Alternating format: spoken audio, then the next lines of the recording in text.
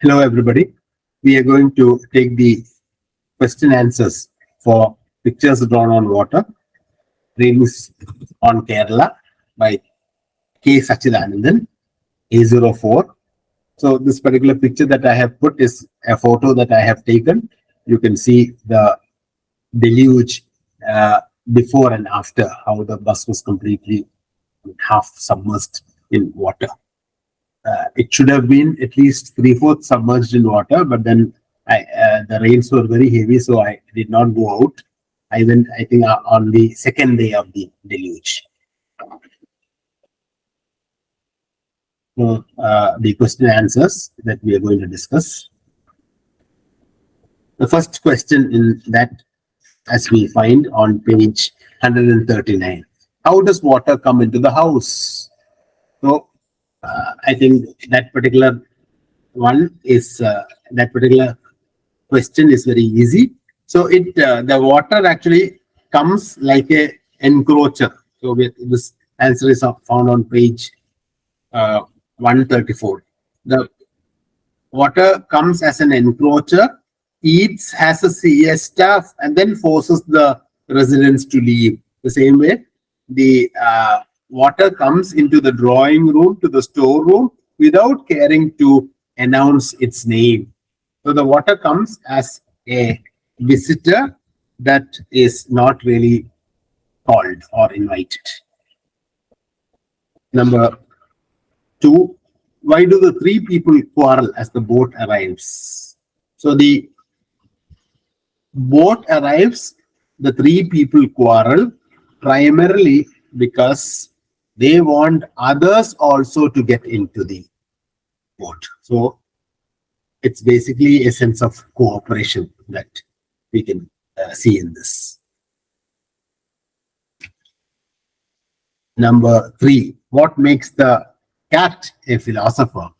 Even the cat becomes a philosopher because the cat is not able to find a place to rescue himself or to save himself. So even he becomes a sort of philosopher. Then the next question, what does the slate remember? So the slate remembers that, I was formed millions of years ago.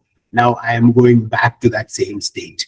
My children have used me to write upon, but now since the floods have come, I am going back to that state, that previous state. And maybe one day again, I'll come back as in another form, or maybe as a slate once again.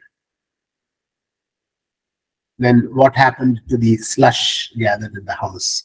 So that slate once again stands for resilience, infinity, and also hope. Then I think this question was the previous one. Describe the coming of the waters into the house. Now it enters the house slowly, stealthily, and it travels anywhere, everywhere. Then it starts rearing its head, begins to scare the wits of the residents, rises steadily until the residents are forced to leave.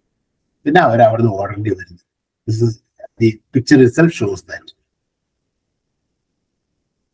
Then the memories of the slush. You can imagine so what happened to the slush gathered into the house? So once the slush comes in, then it's very difficult for them to clean. And according to Satchidanandan, this slush becomes, turns into flowers. Slush turns into places where you can sow seeds. The slush also brings in new life.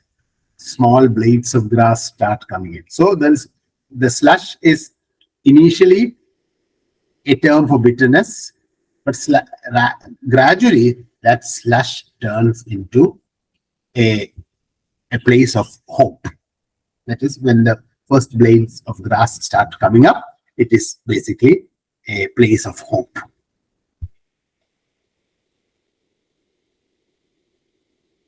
So generally, the flood makes the people selfless and fearless. So the paragraph question is, one of those paragraphs is that explain. So you can write a lot about how the flood makes people selfless, how people are, they do not care about only their lives, they also want others to be saved. So in the first section, the boat, you can find, even though there is a sick mother and a pregnant daughter, they still don't mind, they don't care for their lives. They want others also to get into the rescue boat so that everyone can be saved. So thus, people become selfless. They don't become selfish. In the same way, they're not scared of anything also. They become fearless. So thank you for listening in.